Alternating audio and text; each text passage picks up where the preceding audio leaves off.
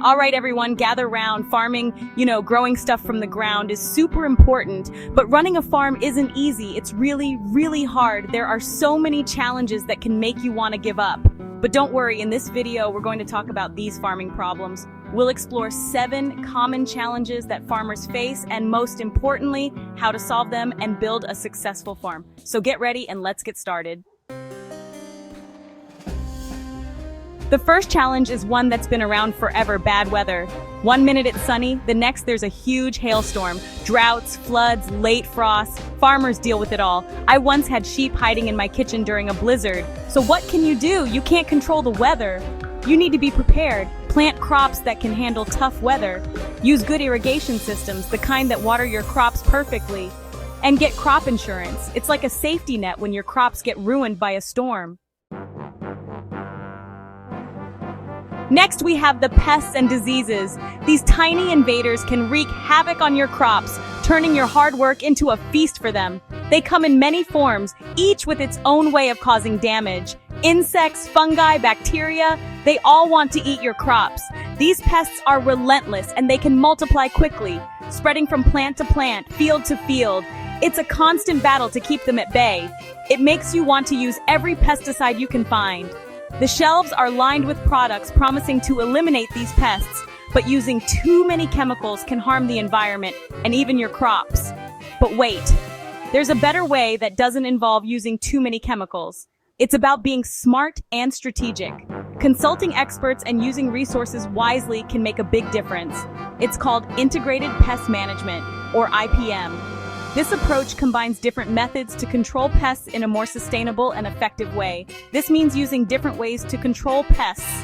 Instead of relying solely on chemicals, IPM encourages a variety of techniques to keep pest populations in check. Think about natural predators like ladybugs eating aphids. These beneficial insects can help reduce pest numbers naturally without harming your crops or the environment. Plant different crops each year because even bugs get tired of the same food. Crop rotation disrupts the life cycle of pests, making it harder for them to establish themselves. And if you have to use pesticides, use the ones that are safe for the environment. These products are designed to target pests while minimizing harm to beneficial insects and the surrounding ecosystem. Oh, and look for pest-resistant seeds. They're like super plants. These seeds are bred to withstand pest attacks, reducing the need for chemical interventions and helping you maintain a healthy crop. Education is key. Attend workshops and training sessions on IPM to stay updated on the latest techniques and strategies. Knowledge is power when it comes to protecting your crops. Share your experiences with other farmers. A community approach can lead to better pest management practices and collective success. Together, you can tackle these tiny armies more effectively. By adopting IPM, you can protect your crops, increase your yields, and ultimately boost your profits. It's a win-win situation for you and the environment. So the next time you see those tiny armies marching towards your crops, remember, you have the tools and knowledge to fight back effectively. Embrace IPM and watch your farm thrive. You might think that after dealing with weather and pests, you're done. But no, that's just the beginning. Now you have to deal with selling your crops. One day pumpkins are popular, the next everyone wants kale, and you're stuck with tons of pumpkins. The key is to grow different kinds of crops. Don't put all your eggs in one basket. If one crop fails, you have others. And don't be afraid to sell your crops yourself. Farmers markets, local stores, even your neighbor who loves homemade jam. Chapter 4. Limited access to technology. Are we stuck in the past? In this chapter, we delve into the challenges faced by farmers who are still relying on outdated methods and equipment. Despite the advancements in technology, many farms are struggling to keep up. This isn't just a minor inconvenience, it has significant implications for productivity and sustainability. Farming isn't exactly known for being high-tech. When you think of farming, you might picture vast fields, tractors, and hard manual labor. But the reality is that many farmers are still using tools and techniques that haven't changed much in decades. This lack of modernization can be a major hurdle in improving efficiency and output. I'm still waiting for the day I can drive my tractor with my phone from my bathtub. Imagine the convenience and the time saved. But for now, this remains a distant dream for most farmers. The integration of smart technology in farming is still in its infancy, and widespread adoption is a long way off. But many farmers, especially small farms, don't have the newest equipment. They are often stuck with machinery that is not only outdated, but also inefficient and prone to breakdowns. This can lead to increased costs and reduced productivity, making it harder for small farms to compete with larger, more modern operations. And that's a problem because technology can make a huge difference. Modern equipment can help farmers plant, grow, and harvest crops more efficiently.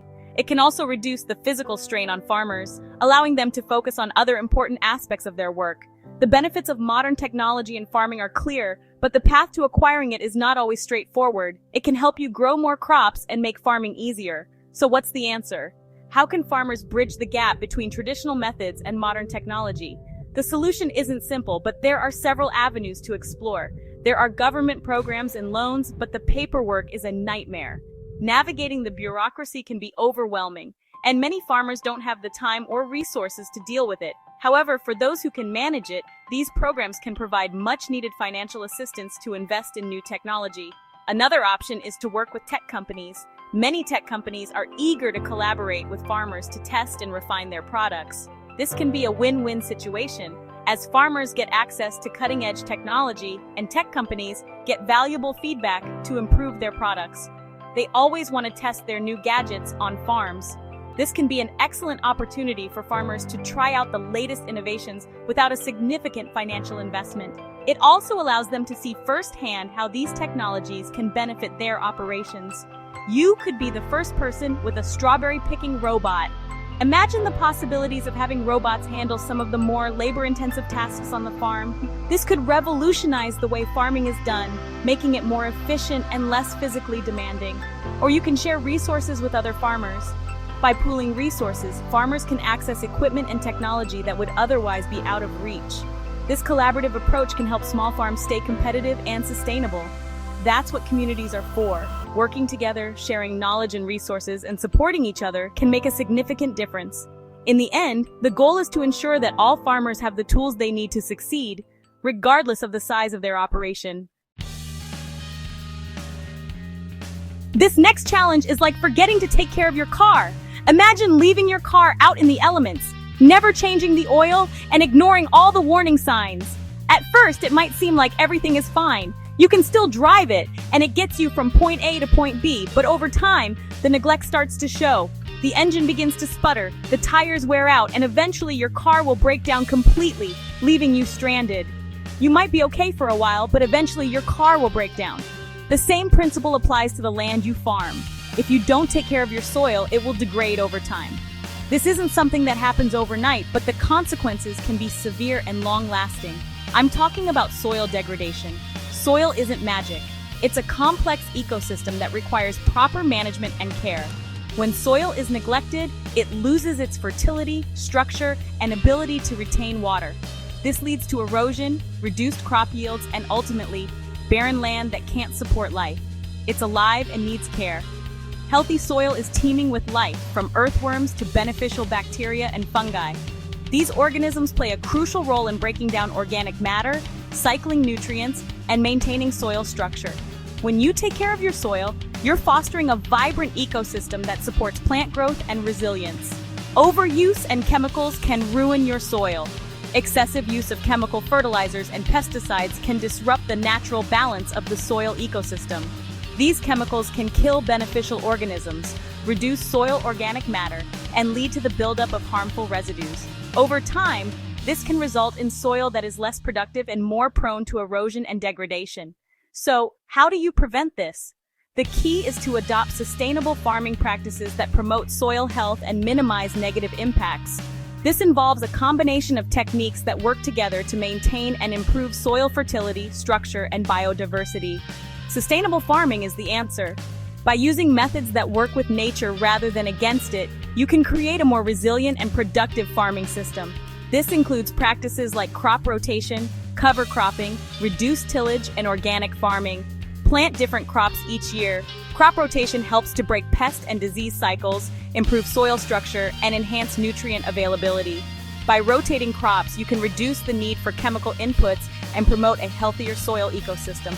Organic farming can be really good for your soil. Organic farming practices focus on building soil health through the use of natural inputs and techniques. This includes composting, green manures, and biological pest control. By avoiding synthetic chemicals, organic farming helps to preserve soil biodiversity and improve long-term soil fertility. And cover crops protect your fields and keep the soil healthy. Cover crops are planted during the off-season to protect the soil from erosion, improve soil structure, and add organic matter. They can also help to suppress weeds and break pest and disease cycles. Oh, and test your soil regularly. Soil testing provides valuable information about the nutrient status and health of your soil. By regularly testing your soil, you can make informed decisions about fertilization and other management practices. It tells you what your soil needs. Understanding the specific needs of your soil allows you to tailor your management practices to address deficiencies and optimize soil health. This can lead to better crop yields, improved soil structure, and a more sustainable farming system overall. Let's talk about money or not having enough of it. Farming can be expensive. Seeds, fertilizer, equipment, workers, it all costs money. So how do you save money? Buy things in bulk. It's a simple trick, but it works. And why buy expensive fertilizer when you can make your own? It might sound strange, but it works, and it's good for the environment. Finally, the biggest challenge, climate change. I'm not going to argue about whether it's real because I have better things to do like teaching my sheep to swim, but the climate is changing and it's affecting farmers. Hotter temperatures, weird weather, it's a problem. So what can we do? We need to adapt, grow different crops, try new ones that can handle the changing climate, use less water because droughts will happen more often, and work with other farmers, share what you know, and learn from each other. We're all in this together. So, there you have it. 7 challenges that make farming really hard, but also rewarding. But don't give up. With some creativity, hard work, and some funny sayings, you can overcome these challenges and have a successful farm. Now I'm going to check on my sheep. I think they're up to something. Don't forget to like and subscribe for more farming videos, and watch our next video about vertical farming. See you next time!